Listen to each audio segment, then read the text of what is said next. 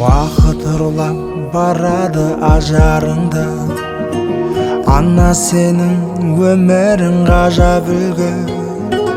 Өткен күнге отырсың шүкір айтып, құтқап алып кешкен мұң азабыңды.